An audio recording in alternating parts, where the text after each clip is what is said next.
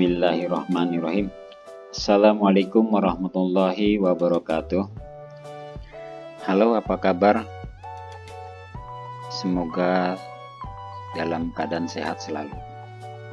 Alhamdulillah, kita masih bisa dipertemukan kembali dalam keadaan sehat walafiat, sehingga dapat menjalankan tugas dengan baik. Oke, materi hari ini adalah jurnal penyesuaian. Apa itu jurnal penyesuaian? Jurnal penyesuaian merupakan suatu jurnal yang dibuat dalam rangka proses pencatatan saldo pada akun atau perkiraan, guna menyesuaikannya dengan jumlah yang sebenarnya pada akhir periode. Kemudian, jurnal penyesuaian berfungsi untuk menetapkan saldo catatan akun buku besar pada akhir periode, serta menghitung pendapatan dan beban yang sebenarnya selama periode yang bersangkutan. Jurnal penyesuaian antara lain yaitu satu, transaksi yang sudah terjadi tetapi belum dicatat. Yang kedua, transaksi yang sudah terjadi tetapi belum disesuaikan dengan keadaan yang sebenarnya. Mari kita bahas satu persatu, yaitu tentang transaksi yang sudah terjadi tetapi belum dicatat. Satu, beban yang masih harus dibayar. Apa itu yang dimaksud beban yang masih harus dibayar? Yaitu beban tersebut harus dicatat dalam jurnal penyesuaian. Contohnya misalnya gaji belum terbayar, jadi beban gaji pada utang gaji sebagai contohnya itu. Kemudian pendapatan yang masih harus diterima. Jadi di sini belum tercatat, masih harus diterima.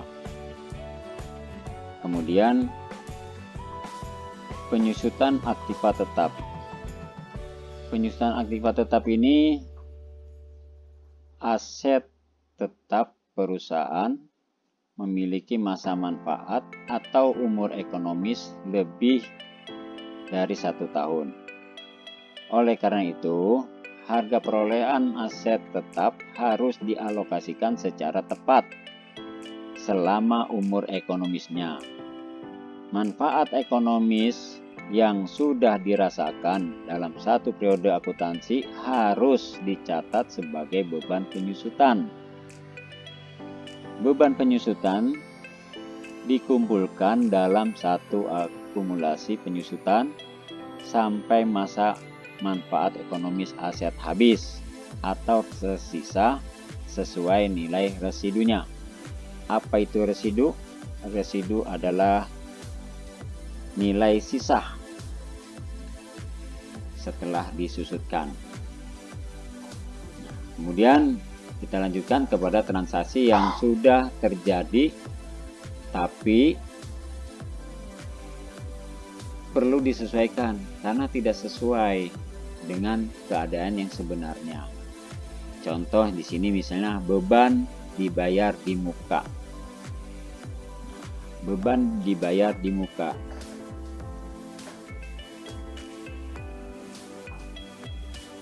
Bagaimana tentang beban dibayar muka? Beban dibayar di muka merupakan transaksi pembayaran beban yang dapat dimanfaatkan perusahaan untuk beberapa periode akuntansi. Ya, contohnya misalnya asuransi dibayar di muka. Nah, itu sebagai contohnya. Kemudian kita lanjutkan dengan pemakaian perlengkapan. Pemakaian perlengkapan yang dibeli dalam satu periode tertentu tidak akan habis dalam periode tersebut. sebagian perlengkapan tersebut dapat digunakan untuk periode berikutnya. Jadi, nilai perlengkapan pada akhir periode diketahui dengan melakukan pemeriksaan secara fisik atau stok opnam, atau kita bisa dilihat di gudang berapa jumlah yang sebenarnya terhadap persediaan perlengkapan. Ya, contohnya misalnya dalam saldo tercatat 15 juta. Begitu dilihat dalam tes fisik, misalnya ada tinggal 500, kemana lagi sisanya? Sisanya mungkin sudah terpakai. Itulah yang harus disesuaikan. Kemudian pendapatan diterima di muka. Nah, untuk pendapatan diterima di muka, ya, pendapatan di muka ini dapat diakui sebagai utang atau pendapatan. Ya, contohnya di sini misalnya kita pendapatan sewa. Sewa kan pendapatan sewa itu sewa kan dibayar di muka. Jadi belum ditempatin sudah kita dapat duit. Artinya, nah, kita dapat duit duluan. Nah, itu kita termasuk, kita menganggap kita masih punya utang. Nah, itu walaupun itu dapat duit karena belum dilaksanakan. Nah, itulah definisi tentang jurnal penyesuaian. Kemudian kita lanjutkan kepada contoh soal.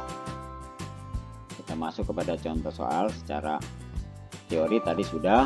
Kemudian sebagai contoh misalnya kita bahas lagi tentang beban yang masih harus dibayar. Yang tadi sudah disebutkan, beban yang masih harus dibayar. Contoh soalnya adalah gaji untuk bulan Desember akan dibayar 2 Januari sebesar 8 juta. Nah, ini harus disesuaikan. Bagaimana cara menyesuaikannya? Kita lihat jurnalnya di sini. Sama dengan yang kemarin kita pelajari tentang jurnal umum. Ya. Pelajari tentang jurnal umum.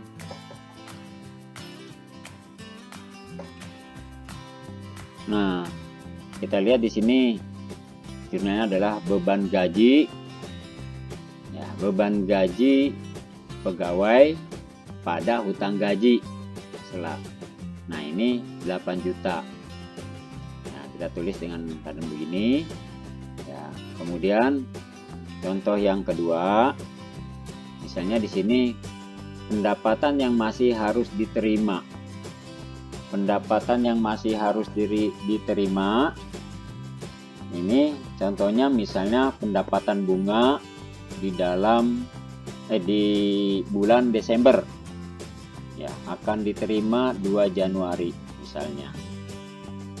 Ya, sebesar 2.500.000. Nah, bagaimana tentang jurnalnya? Ya. Kita lihat tentang jurnalnya adalah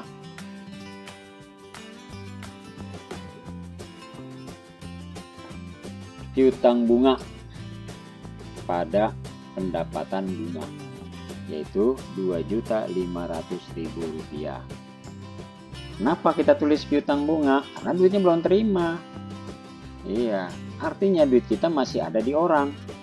Kalau nanti kita terima, ya bunyinya beda lagi. Kas pada piutang bunga. Itu. Nah, ini karena kita belum terima, tapi kita sudah punya calon, punya uang. Jadi piutang. Jadi jurnalnya piutang bunga pada pendapatan bunga. Kita lanjut. Contoh yang ketiga. Penyusutan aktiva tetap. Misalnya, dibeli 3 unit kendaraan seharga 240 juta. Kendaraan tersebut memiliki umur ekonomis 10 tahun dan tidak memiliki nilai residu. Apa itu residu? Nah, residu itu artinya tadi sudah saya jelaskan, itu sisa, nilai sisanya. Nilai sisa. Nah, di sini dikatakan tidak nilai sisa, berarti habis dibagi 10. Artinya 1/10 kali 240 juta. Ya. Kita ngitungnya begitu. Nanti kalau misalnya ada nilai residu, ya, contoh misalnya di sini memiliki nilai residu. Berapa nilai residunya? Misalnya 40 juta.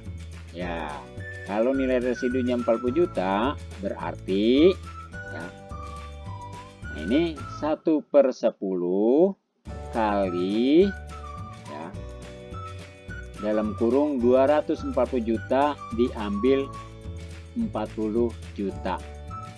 Nah, berarti 200 juta ya kali 10% kali 10 ya berarti 20. Itu jadi 20 itu 2 juta. Nah itu ya, contoh misalnya beban penyusutan kendaraan 24 juta pada akumulasi penyusutan kendaraan 24 juta. Nah ini karena ini nggak pakai nilai residu, jadi 1/10 kali 240 juta. Itu kalau dia tadi saya udah katakan, kalau misalnya memiliki nilai residu, berapa nilai residunya? 40 juta. Ya, berarti 1/10 kali 200 juta. Karena 40-nya sudah diambil tadi dengan nilai residu. Artinya nanti dibagi dengan 10 tahun berarti kan 20 juta. Nah, 20 juta sampai 200 juta kan 10 tahun. Nah, berarti mau punya nilai sisa masih 40 juta. Artinya nilai residunya 40 juta. Nah, untuk yang ini tidak memiliki nilai residu. Artinya ditulis di sini 24 juta. Nanti tidak punya nilai residu. Habis artinya langsung keseluruhan. Oke, kita lanjut. Nah, di sini contoh beban dibayar di muka. Contoh beban dibayar di muka, sebagai contoh misalnya tanggal 1 Agustus 2015 dibayar beban asuransi karyawan untuk 1 tahun sebesar Rp2.400.000 dan tutup buku 31 Desember. Bagaimana jurnalnya? Nah, kalau beban dibayar di muka, ini kan contohnya di sini 2.400.000 ya, 2.400.000. Nah, sekarang ini untuk 1 tahun, sedangkan tutup buku tanggal 31 Desember. Berarti dari 1 Agustus sampai dengan Desember berapa bulan? Nah, kita hitung. Agustus, September, Oktober, November, Desember. Berarti 5 bulan. Nah, kalau 5 bulan, ya kita tulis cara menulisnya gimana? Ya, 5/12 kali 2.400.000. Ya, ulang. 5/12, 5-nya 5 bulan dari Agustus sampai Desember. Ya. Itu kemudian dikalikan 2.400.000. Tuh. Berapa ketemunya? Ketemunya adalah 1 juta. Berarti yang dimasukkan dalam jurnal penyesuaian adalah beban asuransi pada asuransi dibayar muka sebanyak 1 juta rupiah. Kenapa nggak ditulis 2.400.000? Karena belum dijalankan. Ya, nanti sampai 2016. ya itu di bulan Agustus kemudian. Nah itu yang dimaksud. Jadi yang sudah terpakai saja yang dihitung. Jadi yang sebagai beban yang sudah terpakai, yang terpakai adalah 1 juta. Dari mana 1 juta? Yaitu dari bulan Agustus ke bulan Desember, ya itu 5 bulan. 5 bulan berarti 5 per 12 bulan, ya kali 2.400.000. 2.400.000. Oke, bisa dipahami? Ya, kita lanjutkan hal berikutnya. Ya, ini contoh pemakaian perlengkapan. Misalnya, dalam neraca saldo persediaan perlengkapan 15 juta. Setelah dilakukan pemeriksaan, persediaan perlengkapan 5 juta. Kemana lagi tuh yang 10 juta? Kemungkinan itu sudah terpakai. Nah, kalau sudah terpakai, bagaimana cara menulisnya? Ya, menulisnya kita lihat di sini. Beban perlengkapan pada perlengkapan sebanyak 10 juta. Ya, jadi bebannya yang ditulis. Ya, yang sudah dipakai. Yang belum dipakai ya nggak usah ditulis, kan masih masuk dalam persediaan.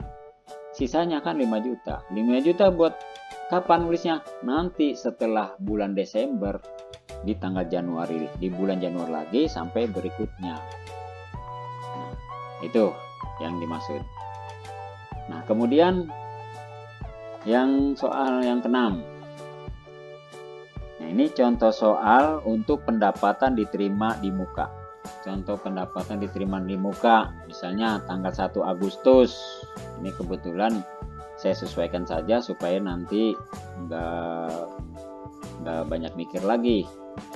1 Agustus 2015 diterima pendapatan sewa untuk 1 tahun sebesar 18 juta dan tutup buku 31 Desember. Nah, artinya ya, umurnya di sini kita gunakan dari Agustus sampai Desember. Ya, sama dengan yang contoh nomor 4 tadi. Ya. Itu sama dengan nomor 4 tadi. Bagaimana? Ya, kita cara menulisannya. Yang kita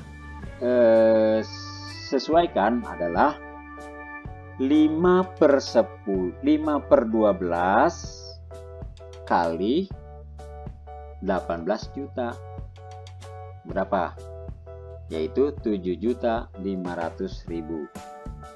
Nah, kita masukkan sewa diterima di muka ya, pada pendapatan sewa sebanyak 7.500.000 rupiah. Oke? Ya, sampai di situ gimana kira-kira? Ya, ini kamu perhatikan. Nah, kemudian setelah itu kita jumlahkan. Jumlah keseluruhan adalah jumlah debit 53 juta, jumlah kredit 53 juta. Nah, inilah jurnal penyesuaian. Nah, untuk itu ya cukup sampai di situ. Ya, kalau memang kurang jelas ya bisa diputar kembali. Ya, mudah-mudahan bisa dimengerti selanjutnya. Berikutnya adalah latihan soal.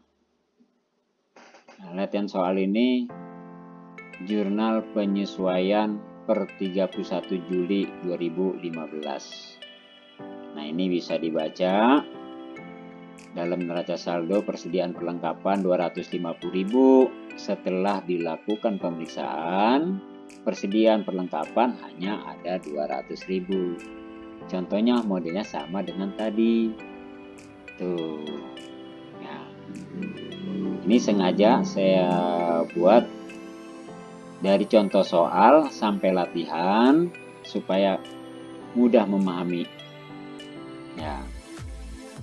Ini silakan buatlah jurnal penyesuaiannya. Oke, sekian dulu.